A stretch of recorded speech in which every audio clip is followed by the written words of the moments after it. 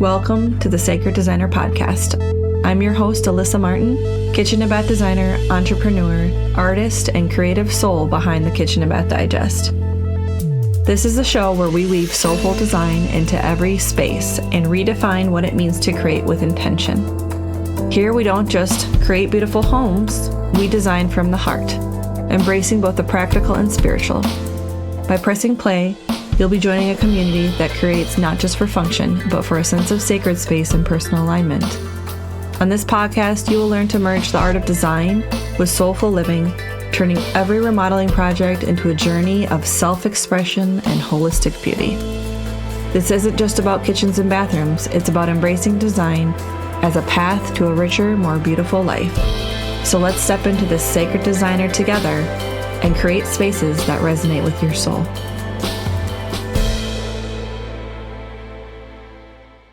Welcome to the Sacred Designer Podcast. If you're new here, we're going to talk about the intersection of home and soul and how the spaces we create live that are never just aesthetic or functional, but they're about energy, intention, and transformation. I sit down with designers, organizers, healers, and space holders who understand our homes are mirrors.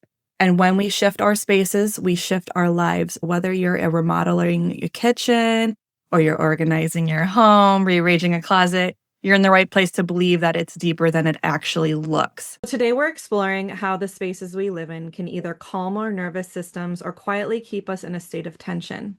I'm joined by Monica Clayton, interior designer and founder of Monica Clayton Interiors, whose work is rooted in environmental psychology and the belief that our homes should actively support calm, clarity, and emotional well-being.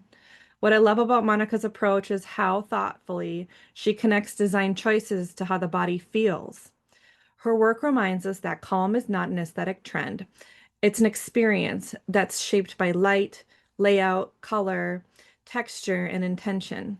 As an kitchen and bath designer, I see every day how the most used spaces in the home can either ground us or overwhelm us. Monica's work expands the awareness across the entire home, helping people design environments that truly support rest, presence, and a beautiful living. So, Monica, I'm so grateful that you're here and welcome to the Sacred Designer. Oh, thank you so much. Thank you for inviting me. I'm so excited. Absolutely. Thank you for making yourself available. So, what first drew you to environmental psychology and its connection to interior design?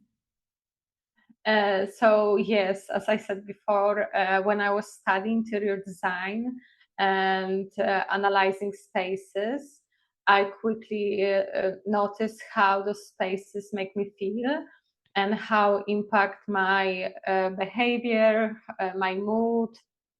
So in some spaces, I felt relaxed, calm. The conversation were easy. My body was at ease.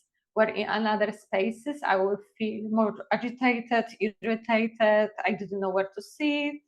Um, I didn't feel comfortable. So this was the time when I become like curious why the spaces makes me feel like that. And this when I become fascinated about environmental psychology. So at the time, I didn't understand why we like to be outside that much, because I was looking for like concrete answer. And then the Savannah hypothesis explained me that our nervous system was developing over thousands of years in nature, in open space. For most of human history, we lived outside, open spaces, daylight, close to water, weather, vegetation. So, although now we live in modern places, our nervous system is still looking for these cues.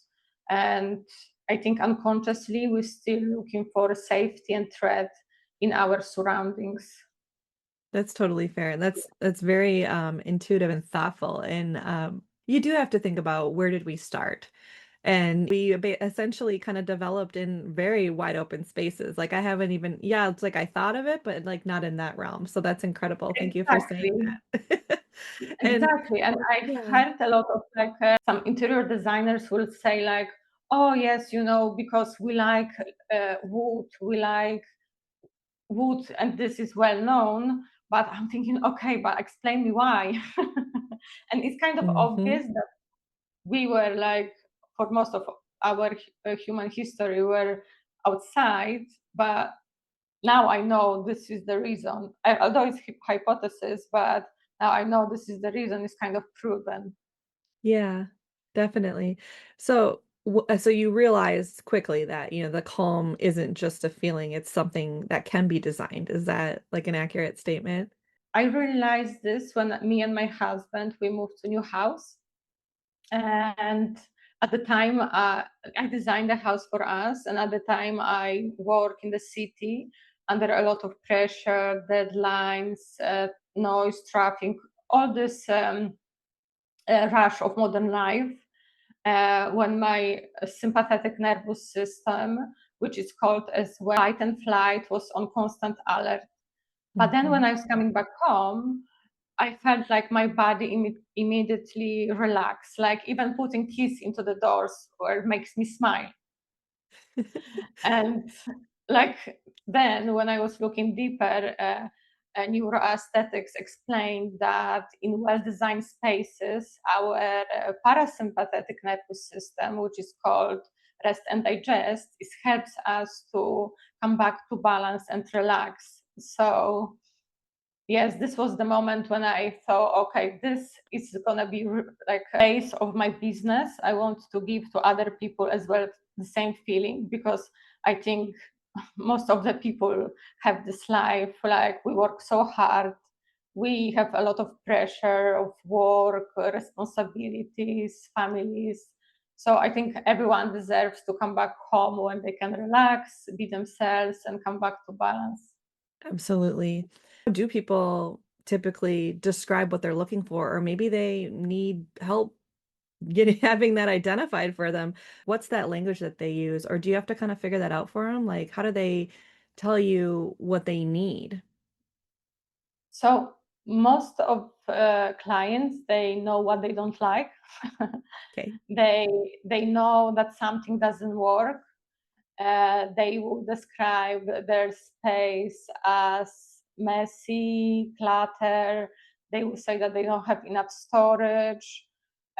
So then after is my work to read what they need from the space and create a space when they can like have functions in there, but as well relax.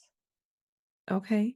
And then from your perspective, how do interior environments affect the nervous system? Like I heard you say fight or flight and the rest and digest and things like that, but are there other things that affect the environments from your perspective? How it affects the Environment, nervous, yeah, it affects yes. their nervous system in general. So basically, like it's scientifically proven that in like calm spaces, well designed, when there is not much visual overload, the layout is functional. Hmm. Then our brain doesn't have to work too much, and Mm, okay. this leads to that our body is in a relaxed state where our shoulders drops, our jaw feel relaxed as well. Our breathing it's slower, and the blood pressure as well slows down. It's like an overstimulation then. Like the less things are overstimulating, then kind of the calmer it makes you. Because that was kind of my next question, or like what are common elements that are overstimulating and maybe unintentionally, but I think you just kind of described that. So thank you, and that makes a lot of sense. And that's kind of something that we've dug into before, where in some of the earlier episodes, how, like just clutter is so stressful and like Yes. it's yeah, and it's just really overwhelming. But I think you just broke it down in a more analytical way to make sense to most people of why. Because it makes your brain work harder. So Exactly. And yeah. even when we, for example, put accessories on the shelves, it's the best to create cluster of items and Yes. then leave space in between each other. Our brain knows that can jump from one thing to another and then stop on those clusters instead to like walk between them Flow. and don't know where to Yeah. stop. And actually, we have saying for it. It's like in interior design. We're saying that we leaving breathing space around the items.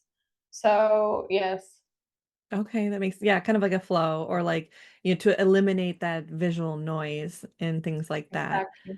So what does a calming space feel like in the body? Like what would you experience when it has been designed in a calm manner? If you have this feeling when you can go into some spaces which you really like, and you feel like, oh, that is nice. So I think this is the first feeling and first moment when you can realize that the space it really works for you and you can relax there. And then after, as I said before, your arms will drop, Yeah. your body muscles will relax as well. um, I think the mood is going to become even much better as well in this kind of spaces. So how can design help people feel safe, supported, and at ease like in their own home? Like is there any like elements that you feel like maybe they should take note of? I think the predictability is very important here, Okay. because if our brain know what to expect from the space, then it's automatically feel safer. If it's in our houses, if we have a dedicated space for items and we know where put them away and where to find them. Sorry, I laugh because I'm like, And that's such a beautiful concept if my husband and children would follow it. yes, yes, I know, I understand that it can be difficult. But I think we can start with like create a dedicated space for these Yeah. items. Yeah. But as well, I think layout is very important.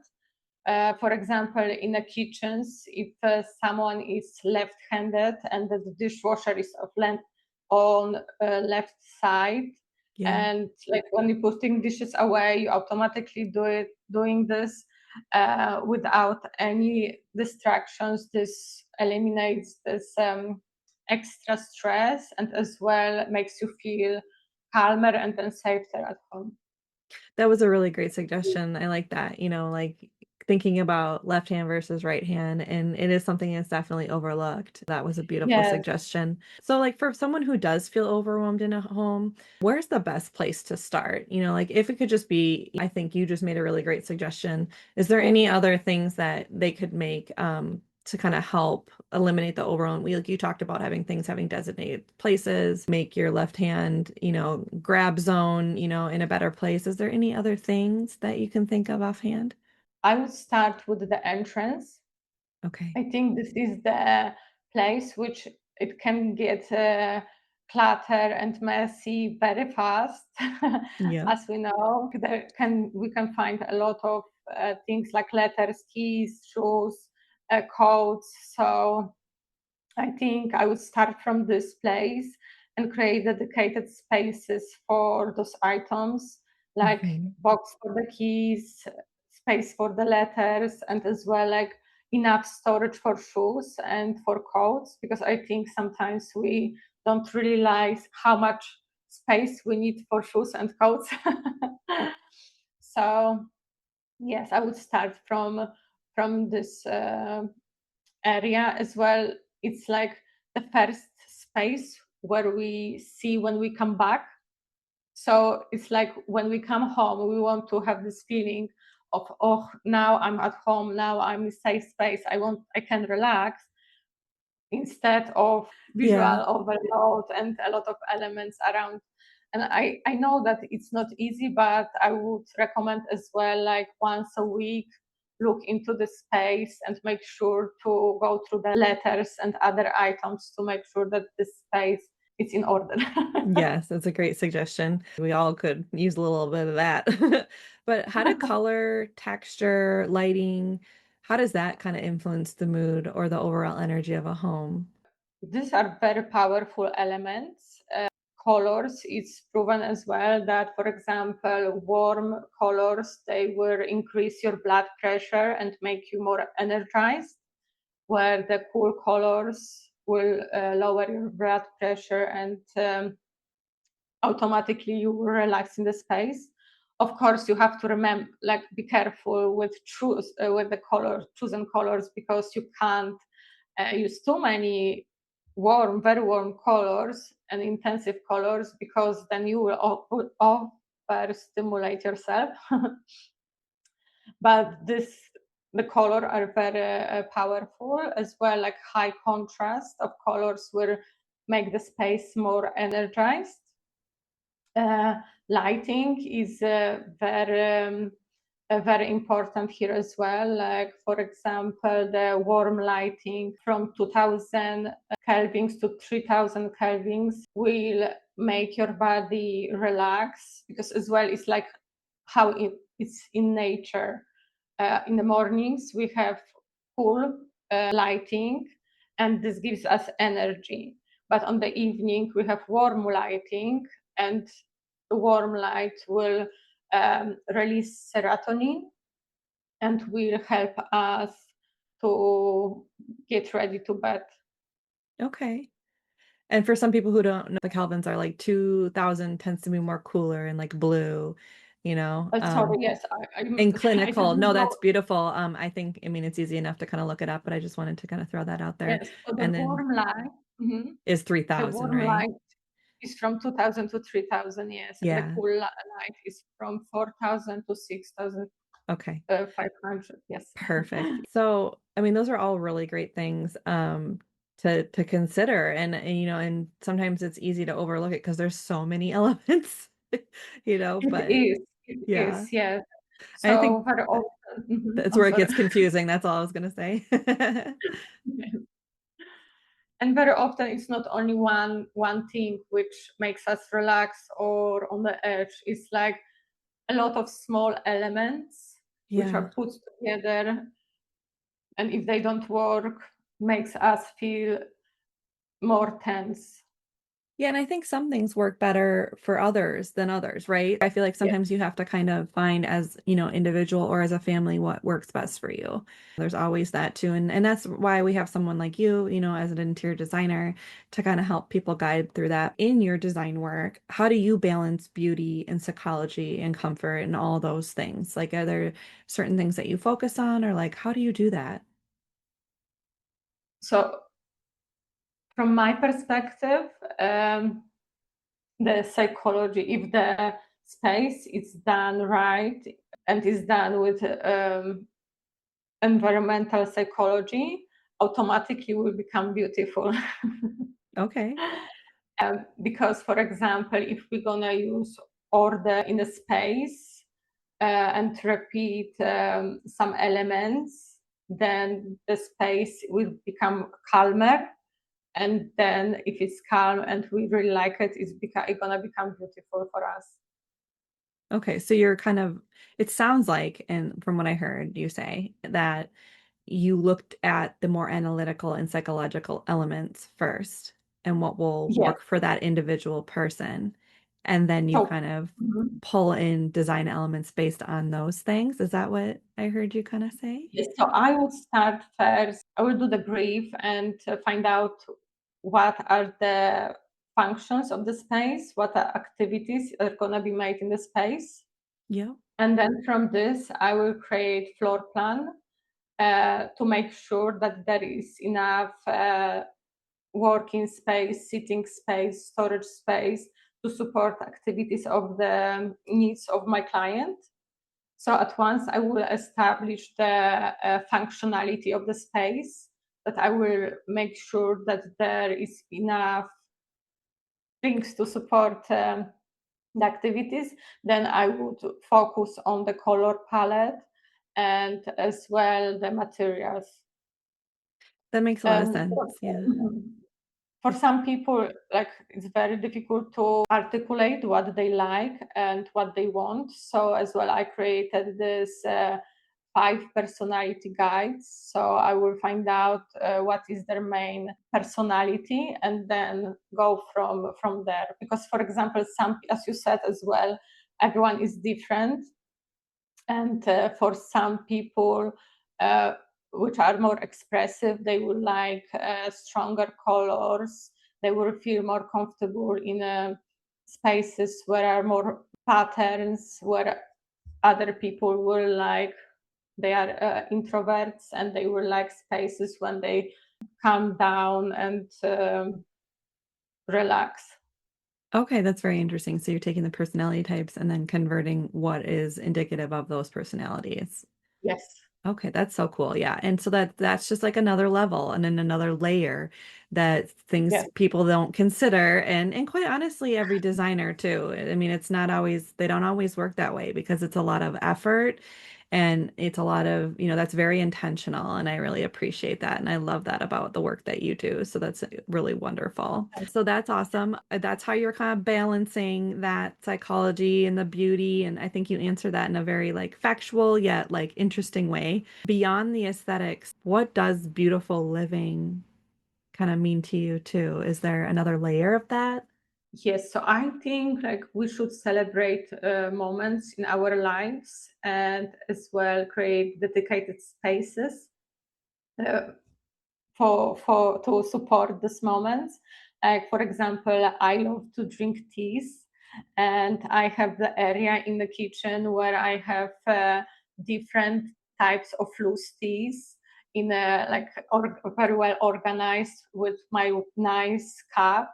And I create this ritual that on the evening I will put a little bit of peach tea and mix with like white tea. So I think, yes, celebrating this what you like for example, if you like to entertain and meet with your family and friends, create this amazing space when it's gonna support this moment. Yes, Oh, that's beautiful. And not only is it like a moment to relax, it's like nourishing your body too. It's kind of exactly. checking a few different boxes. So that's awesome. Yes. So like Yeah. looking into yourself and then realizing what you like and make the space work for you and support, yes, your well-being as well. That's lovely. I like that a lot. How can people design homes to support themselves in different seasons of life? Things that you might suggest if someone's going through either like a really exciting time, sorrowful time, or, like what are different things that people can do to support different seasons of life? As I said, like creating this nice areas zone in the house when they can calm themselves and then balance the stress from outside. Yeah. As well, I would, for example, create a space with some items which we, for example, brought from holidays. Okay. So to bring these nice memories as well. I really love to create space when you have, for example, a photo from your holidays when you were very happy, and for example on the beach, and as well put in the place when you see it and don't overcrowd with other elements. So sometimes we have this moment when we look at something and actually we start to feel the sand, the breeze of where we were on this beach, and the smell. So yes, I would start to more take care of yourself by doing these things and celebrate. All right. Yeah. So like moments of celebration. Okay. That's going to reignite, that beautiful feeling, over and over again. I think that's things that a very simple task of things that people should do after, beautiful moments in life for sure. I love that. Yeah, my mom has this whole hallway of her. We call it her travel hall. But that's exactly what it does. It just kind of like, resparks that joy of those moments. Exactly. And yeah, I think I don't see it enough. Let me say it that way. Like I don't see it in homes enough. So I'm glad that you brought Yeah. that up too. Well, I'm at the spot where I like to do a fire round where I just kind of like Okay. ask a quick question and then kind of answer however you want. You can just do one word or you can just do a simpler word, however you would like. So are you ready for that? Yes. Okay. One word that feels like calm to you right now. Exhale, like yes, when you come Yeah. when I come to the place and I feel, this Yes. is this. I love Uh-huh. it. A space that instantly grounds you. I would say my home, Okay. A design element that people underestimate. lighting, Okay. A lighting sensory. can, Yeah, go ahead. I think like lighting can really stimulate our mood. Yeah. Uh, So yes, using cool light in the morning and warm light before we go to bed is very important. Perfect. A sensory cue that brings ease. Mm, texture. Okay. A common myth about calm interiors. I think people would say that calm interiors are beige and minimalistic, and I don't agree with that. I think it will have to be more personal to be calm and relaxing. Totally agree. The color that soothes the nervous system. Blech. Definitely green. Green. Okay. A habit that supports peaceful living. How we do? I think tidying up. Yes, I agree. Feeling you hope clients experience in their homes. This kind of ease when they coming home and they feel themselves. Okay. A sign a space is truly working. It's when supports my clients' well-being, when they feel comfortable, uh, when they can relax in the space. Okay. One intention you design with often. This will be the same. I really want for people that the spaces are comfortable for them, and they work for clients, no for me, no for trends, no for the neighbor. It's like for them personally works well as a function and aesthetically. Perfect. I love it. So, Monica, thank you for bringing such clarity Welcome. and care into the conversation. I love how you work reminds us that calm isn't something we have to chase, that it can be designed into the spaces we live in every day. For everyone listening, I hope this episode encourages you to notice how your home makes you feel and to trust in the small, thoughtful changes that can create shifts of well-being. And Monica, where can your listeners or are my listeners connect to you and learn more about your work? I think the best place is going to be Instagram, Okay. uh, and as well my website, because on the website I have blog which I write small articles. So I hope it's going to be interested for others as well. Okay, perfect. And we'll put those in the show notes. And thank you so much for your time Thank today. you. Hey, Sacred listeners, it's Alyssa Martin. Thank you so much for listening. I really appreciate it. But guess what? We're going to be at school. That's right, SKOOL. There, we're going to have a free community where there's all the tools and checklists and things of that nature to help you get your remodel done in alignment. So go to school, check out the link in the show notes, and check it out. I'll see you guys next time on this Here's the Sacred Designer. Thank you.